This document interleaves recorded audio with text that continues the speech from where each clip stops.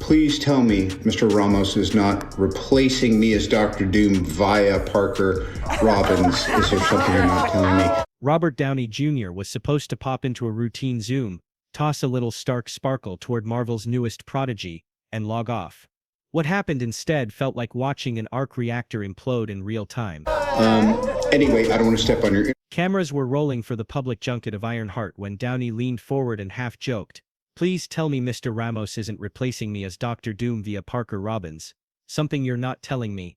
On the surface everyone laughed, but the left corner of his mouth never lifted. Half a minute later his feed glitched. That wasn't Wi-Fi, that was fuse wire. Marvel's brass yanked him into a private call. Bob Iger's boardroom calm, Kevin Feige's baseball cap earnestness, one studio lawyer waving Clause 17B, the mandatory PR cooperation clause. Downey sat in a faded Ramones tee, jaw tightening by the second. Feige opened with, "Rob, audiences love you. A quick statement on representation would help." Downey shot back, "Quick statements cost long reputations." Iger tried to soften it. "This is partnership, not pressure." Downey, "Partnership doesn't come with a script." When a prepared speech about sexism and misogyny appeared on screen, he read 3 lines, exhaled like a boiler vent, and dropped 7 words now etched inside Disney's crisis manual. "I won't play this role." 9 minutes and 42 seconds after joining, he clicked out. Destination complete. Emails ricochet through Burbank. Marketing freezes every scheduled Ironheart promo. A junior VP whispers, "Scrub Downey hashtags until further notice." Slack channels flood with skull emojis. Finance slashes the projected Disney Plus retention spike tied to Downey's cameo by 37%. $90 million evaporates before lunch. Meanwhile Reddit smells blood. Our Marvel Studios leaks the phrase Clause 17B, and Twitter turns it into a meme blender. Tony snapping his fingers, but instead of Thanos dust, corporate press releases dissolve. TikTok stitches resurface Downey at Comic-Con 2014 shouting, "Is it better to be feared or respected? I say, why not both?" Overlaid with feared, manipulated. Disney's favorite damage control move, label critics toxic. Roll out beloved star to shame them, now lacks the star. The wizard stepped from behind the curtain and set the curtain on fire. By mid-afternoon an internal slide deck titled Project Aurora RDJ Realignment outlines 5 options. Placate, delete Clause 17B, issue a mutual creative pivot statement, replace slot another A-lister, Adam Driver, Pedro Pascal as multiversal Doom, delay, shove Avengers Doomsday to 2028, blame VFX crunch, demonize, leak a difficult talent narrative, too risky, the public loves redemption arcs, buy silence, executive producer credit plus a large charity check if Downey reads the script. Legal warns the smear option invites subpoena-grade retaliation, finance warns a delay tanks quarterly guidance. Everyone stares at Placate like kids staring at broccoli. That evening in Malibu, Downey meets his agent and 2 old friends. Witnesses say he looks relieved, not rattled. He orders sparkling water, not whiskey, says, "I buried Tony Wright. They want me to dig him up and parade the corpse for metrics. Not happening." Someone asks about Fallout. He replies, "Authenticity ages better than box office," and doodles an arc reactor turning into a padlock, legacy outweighing leverage. Next morning DS stock opens 3% down. CNBC flashes a chyron. Iron Man walks. MCU future in doubt. Analysts debate superhero fatigue, while retail investors tweet gifs of Stark ejecting from a crashing suit. Sentiment, it turns out, is storytelling. Commentators start connecting dots. In 2017, The Last Jedi critics were labeled misogynists. In 2022, Kenobi backlash triggered Ewan McGregor's lecture about racism. In 2023, Lightyear flopped and execs blamed homophobia. Now Marvel tries the same shield tactic with Downey, and he refuses to lift it. Fans realize the toxicity narrative might be less grassroots hatred, more corporate firewall.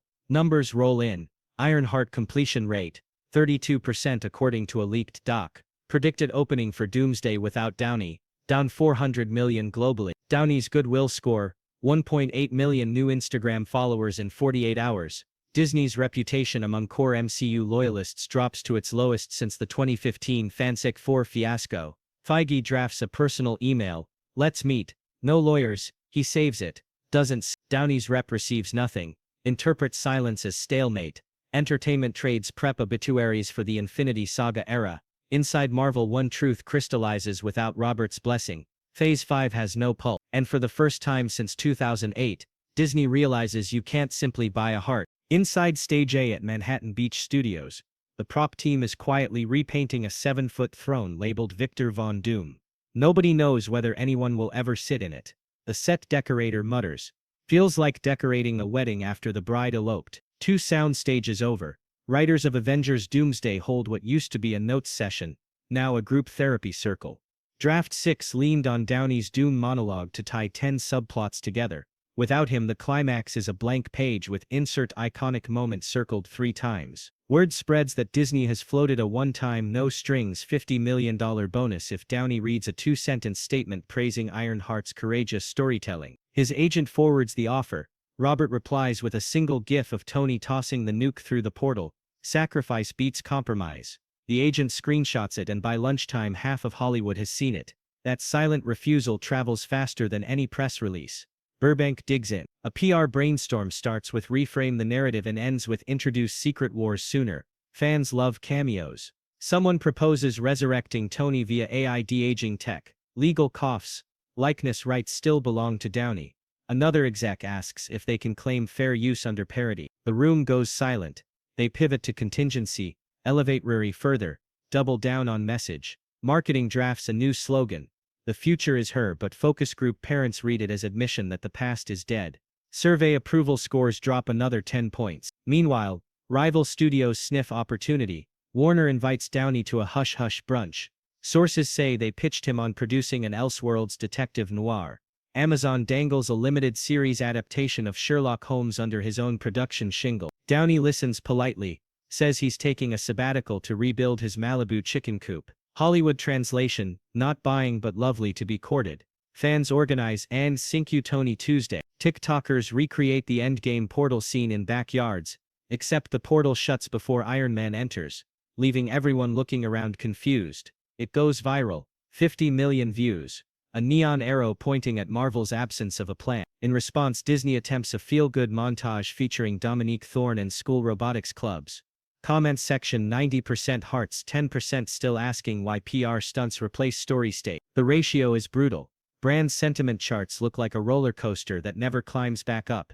Inside the Walt Disney Archive building, a historian is tasked with curating footage for a centennial gala. She discovers Downey's 2006 screen test pre-muscles, pre-suit, pure nervous hope. She watches it twice, then whispers to a colleague, "How did we go from this to contract clauses?" Across the lot, Kevin Feige revisits Iron Man's press junket binder.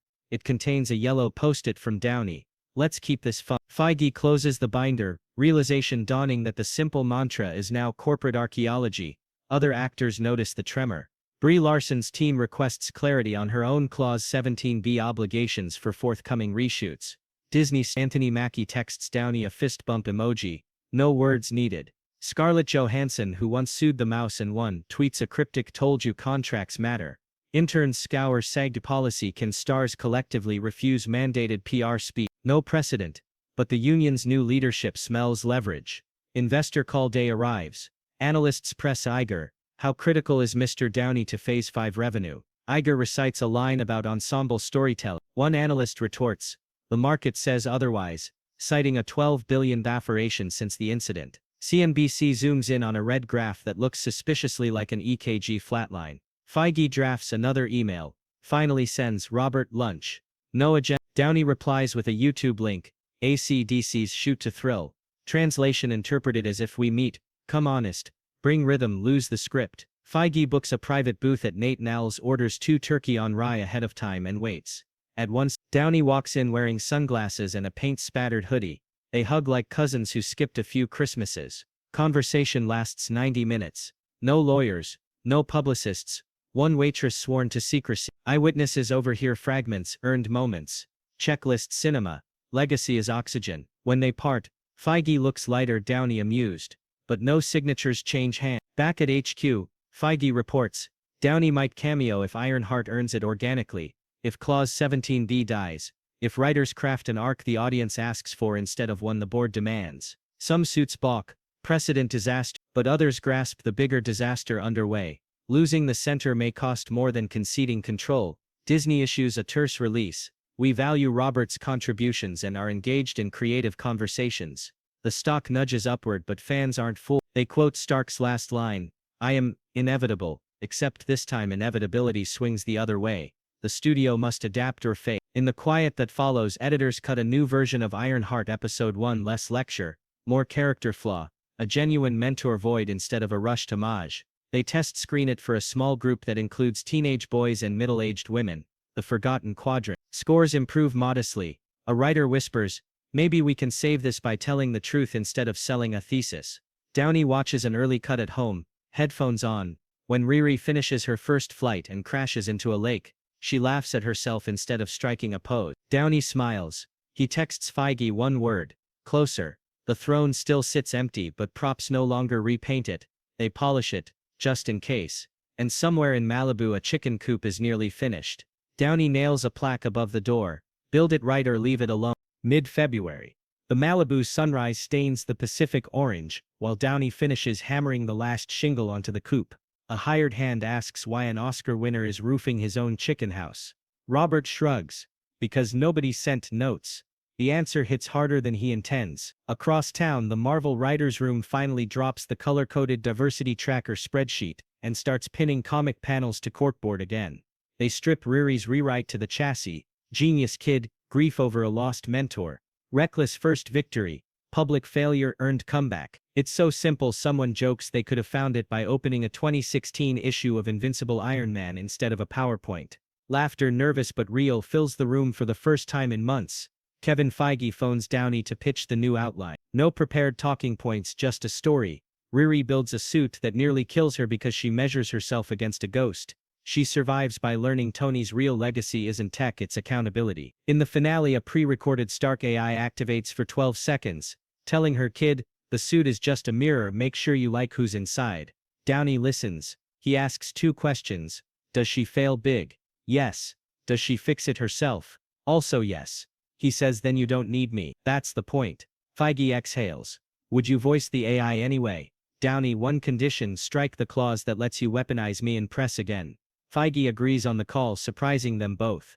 But legal isn't art. The next morning, a memo from corporate communications reinserts a softened brand alignment obligation.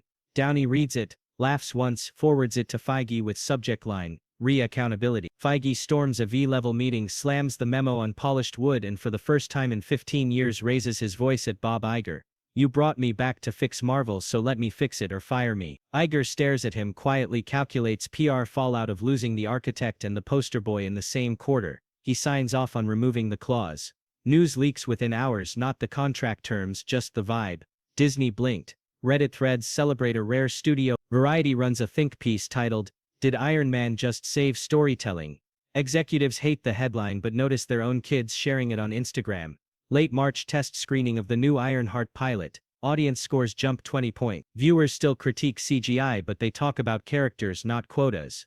In the parking lot, a 12-year-old cosplaying Riri tells her dad, she messed up bad but then she fixed it. That's what heroes do, right? A studio researcher records the quote verbatim and emails it upstairs with the subject. This is the marketing tag. Downey gets the cut on a secure link. He watches alone, no entourage, just a notepad. 43 minutes later he types one sentence to Feige. If you still want the AI voice, I'm in. No cameo fee, donated to Starlight Foundation. Feige replies with a grateful emoji he never thought he'd send in his 50s. At CinemaCon, Disney unveils a sizzle reel. No lectures, no hashtags. It ends on a silhouetted helmet. Stark's faceplate flips open, but instead of Tony the inside is empty, reflecting the audience. Tagline fades in. The future wears what you build. Applause is hesitant at first, then earnest. Reporters rush Feige. He refuses to blame fans or mention politics. He just says, we took feedback. We told a story. That quote trends higher than any trailer.